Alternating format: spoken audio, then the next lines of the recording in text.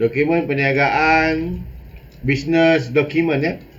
Kalau macam contoh awak beli barang, awak pergi ke kaunter dan kaunter tu akan beri kertas lah ataupun penyata ataupun bil. Itu maksudnya bukti awak beli, semua ada lah maklumat. Cuma tugas awak, yang ini dalam bahasa Melayu tau. Tugas awak ialah awak tajuk tu buat dalam bahasa Inggeris, boleh tak? Bukan awak tulis dalam kertas, tulis bahasa Inggeris saja. Contohnya nota pengantaran delivery order, gitulah So ni kepentingan, apakah jenis-jenis definisi. So tujuan dokumen perniagaan ialah untuk bukti urus niaga. So disebut dalam Al-Quran dalam setengah muka surat panjang. Jadi semua urus niaga hendaklah direkod dan ada bukti dia. Bukti dia ialah dengan itulah, dengan dokumen. Dalam dokumen kita ada maklumat urus niaga, mengingatkan hutang. So banyak yang kita dengar orang berhutang tak rekod. So yang dosa yang berhutang tu tak bayar, okey. Rujukan dalam file dan untuk rekod. So kalau awak nak buat perakaunan mesti ada bukti. Ni bahasa Melayu bil tunai. Bahasa Inggeris dia awak tulis dalam kertas boleh tak? Cash, bill, receipt, R-E-C-E-I-P-T, receipt. R-E-C-E-I-P-T, receipt.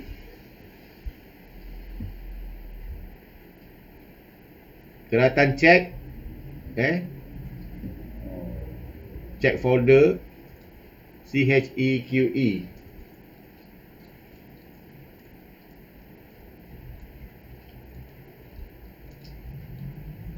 Voucher pembayaran, payment voucher.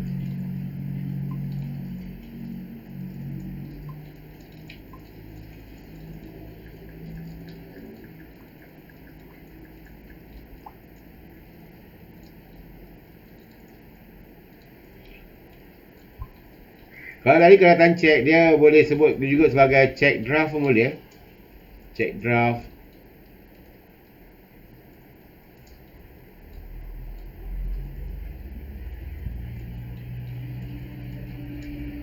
Voucher tunai runcit ialah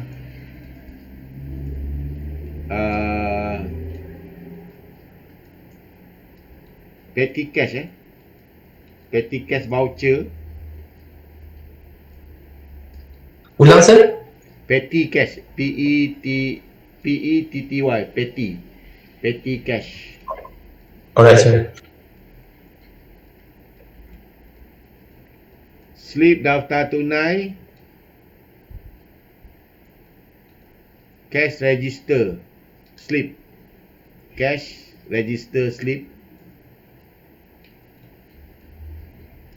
slip bank slip, slip deposit check, deposit check. Ni bahasa Inggeris boleh samalah deposit check. Slip pindahan wang, transfer cash slip, transfer pindahan transfer. Kadang-kadang dia sebagai transfer deposit, transfer cash. Slip transaksi per bank electronic banking transaction slip.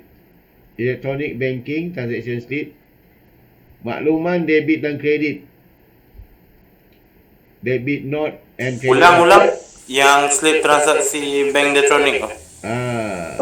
Internet banking transaction slip.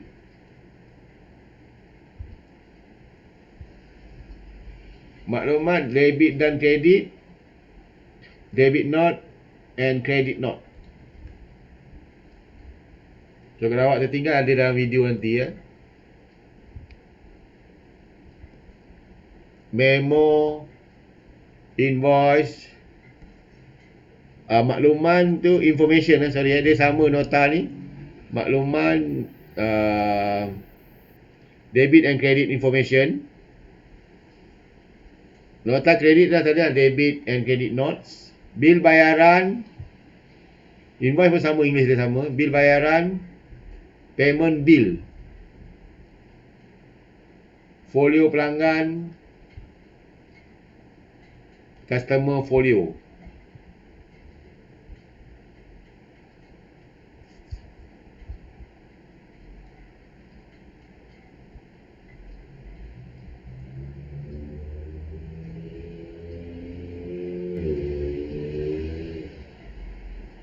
Saya ulang lagi, ni cek saya baru dapat ni. Keratan cek pun boleh disebut sebagai cek BUTT BUTT. Cek BUTT. Kalau saya boleh tunjukkan, ada tak dalam Google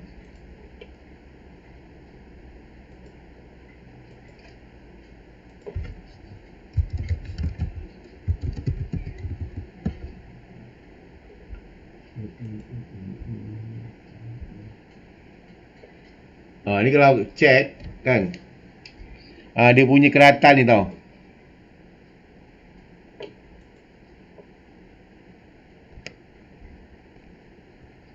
Ni keratan dia. Dia besarnya cek dia macam ni, cek. Ni cek kan. Ni sebelah kiri ni Ni cek. Awak nampak, biasa nampak cek kan. Ni cek BUTT ni.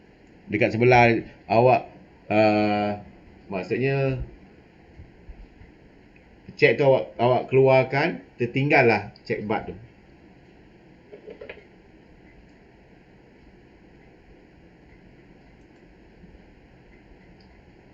Cek CHEQE BUTT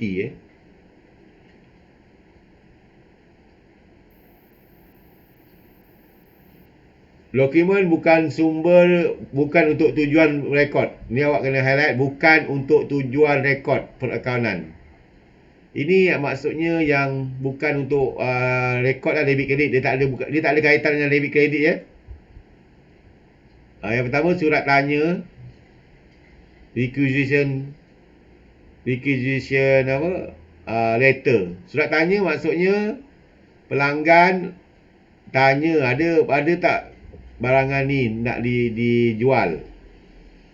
Katalog sebut harga, senarai harga. Ini yang biasa awak terima kat rumah tu kan, daripada Tesco kan. Itu ada katalog dia lah, berapa senarai harga. Nota serahan, delivery note delivery note ataupun delivery order Apa maksud nota serahan? Awak sebagai penjual, awak hantar barang berserta dengan nota serahan Maksudnya nota serahan ataupun delivery order, maksudnya barang tu ada, contohnya 300 unit, 300 biji, 300 buah buku.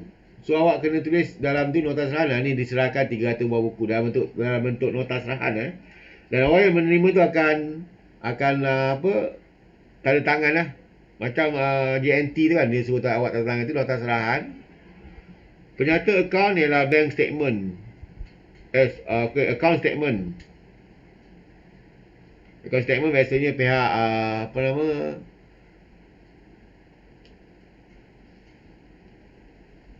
awak punya supplier akan beri awak kedudukan hutang awak Penyata bank akan memberi penyata setiap bulan. Okey, bank statement setiap hujung bulan. Ni penting. Ini awak anggap awak penjual lah, senang. Boleh tak? Awak penjual, ni pembeli. Proses pertama, dia buat pesanan belian ataupun purchase order Purchase order.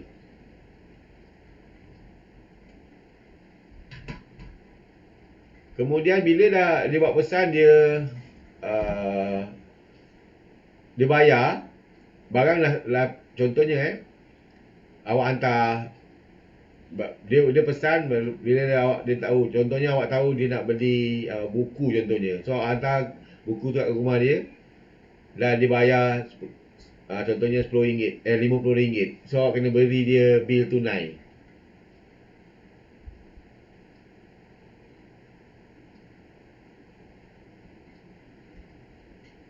Okey, ataupun dia boleh menghantar secara apa yang ni, 2 dan 3 ni dia boleh bayar menggunakan tunai, cash, menggunakan cek, slip pindahan wang, transfer je internet banking kan. Kan awak pernah beli tak barang melalui internet banking? Ha? Pernah. Ha. Pernah. Anak saya bayar awak baru tahu internet banking dalam saya lepas lah. Sebab dah mula pegang duit kan, dia dah ada bank sendiri, so dia dah boleh buat internet banking guna akaun dia. And then kad kredit ni biasanya orang yang dah kerja kad kredit ni maksudnya awak berhutang sebenarnya dengan bank. Dan seterusnya resit. Samalah bil tunai ataupun resit, kita akan sertakan juga resit. Okey, resit ataupun bil tunai. Resit maksudnya awak terima duit dan awak sertakan resit. Yang ni kalau urus niaga kredit, boleh tak? Urus niaga kredit maksudnya secara hutang Tadi secara tunai. Secara tunai maksudnya awak hantar barang, awak dapat duit masa tu. Tetapi kalau kredit secara hutang, jadi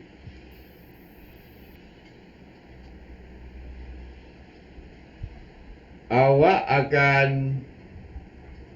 5.5 kita habis habis ke tidak, saya akan habiskan juga. Awak akan pembeli akan memesan pembelian, dan awak nota serahan, awak hantar, there will be notes. Kemudian ada invoice Invoice maksudnya apa? Awak tuntut invoice. Awak tulis sikit invoice maksudnya apa? Penjual menuntut hutang. Sebab awak dah kasih buku tapi dia tak bayar lagi. So selagi tak bayar, awak boleh kasih dia invoice. Sorry, invoice maksud sekali lah invoice. And then nota debit, nanti saya akan terangkan. Dan nota kredit. Ini berkaitan kalau contohnya awak order buku akaun. Pelanggan order buku akaun tapi awak hantar buku masak contohnya. So tersalah, kita boleh beri dia nota kredit. Okey. Nota debit ni ialah awak terkurang charge Sepatutnya dia kena bayar hutang dia 1,000 tapi awak tulis 100. So awak beri tambahan dia, awak buat nota debit. Bila dia dah bayar, awak akan keluarkan tunai. Ni dah macam biasalah. Bila contoh dia bayar, pembeli membayar menggunakan cek, cash dan sebagainya, dan seterusnya awak ada resit. Yang ini contoh ni. Ni contoh bil tunai.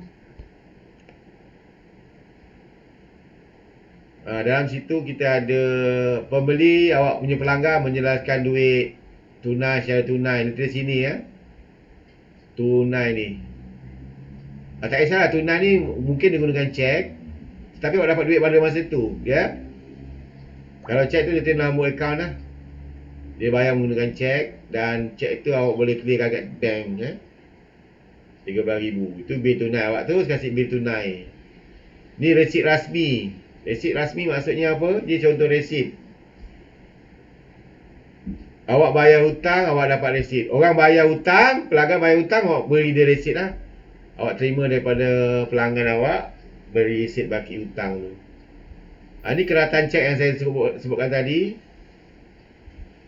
Awak berapa cek untuk yang digunakan pada cek tersebut, dan ada baki tak duit Ini voucher pembayaran. Apa maksud voucher pembayaran? Awak nak buat bayaran, awak kena ada satu kertas yang dinamakan voucher pembayaran. Kepada siapa contohnya? Awak bayar kepada awak ada sewa bangunan kan? Awak bayar kepada ni lah. So awak sertakan dengan voucher bayaran. Voucher tunai ni petty cash Ini saya akan ajar nanti. Contohnya kalau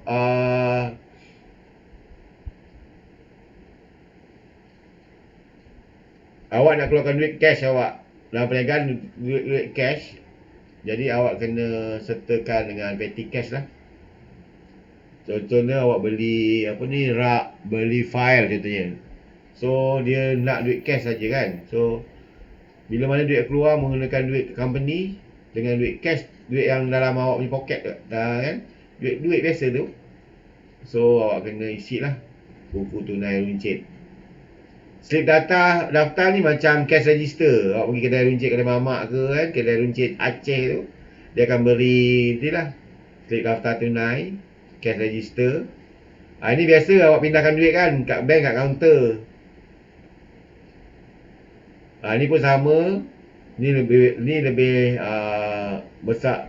Borang ni lebih ni lagi lah, untuk awak lebih yakin lagi. Kadang-kadang kerajaan nak pindahan menggunakan ni lebih terjamin ya, tak salah nombor akaun. Kadang-kadang dia kalau awak yang ini tersalah nombor akaun terus daripada orang lain.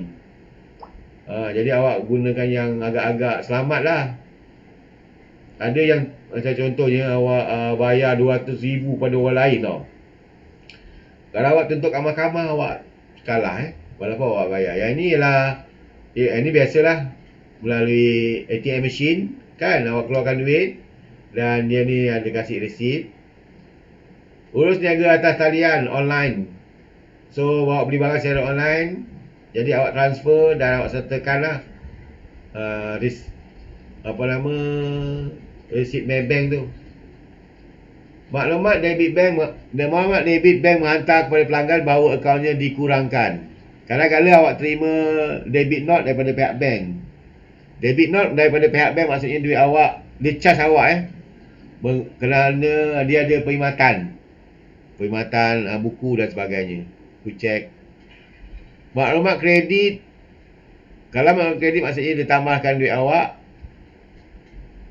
daripada bank. Memo ambilan. Kalau awak ambil barang untuk personal, awak gunakan memo Sebarang yang ambilan barang dan modal tambahan menggunakan memo. Awak tak boleh gunakan payment voucher dan sebagainya sebab yang ni berkaitan dengan modal awak berkurangan. Invoice. Apa maksud invoice? Invoice maksudnya awak tuntut hutang tau. Awak dah hantar barang, then awak hantar invoice, nyatakan pelanggan tu ada hutang, nilai hutang berapa butiran dan sebagainya. Ada juga nota debit. Invoice tambahan bahawa untuk menambahkan jumlah dalam invoice. Maksudnya awak terkurang. Dalam invoice awak tuntut RM1,000. Sebenarnya RM10,000. Terkurang berapa? RM9,000 awak kena buat sebagai nota debit. Awak tak boleh buat invoice juga Awak tak boleh buat invoice kedua. Awak kena buat nota debit tambahan nota kredit ni untuk mengurangkan hutang.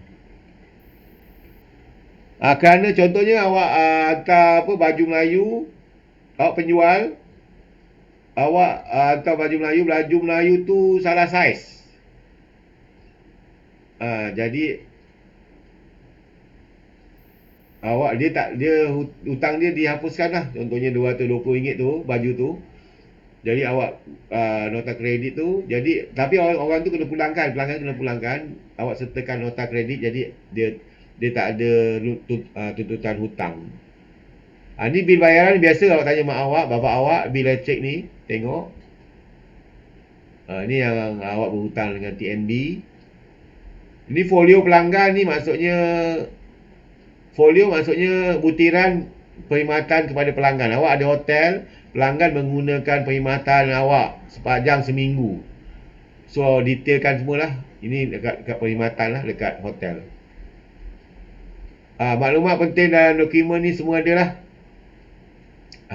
mesti ada nombor rujukan, mesti ada nama penjual, nama penghantar, nama penerima,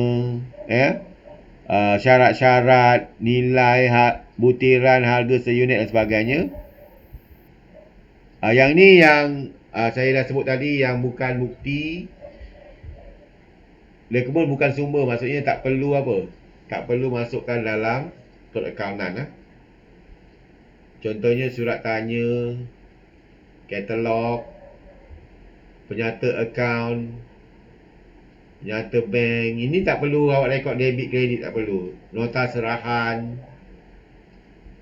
Nanti awak cuba jawab soalan kuis tu ya.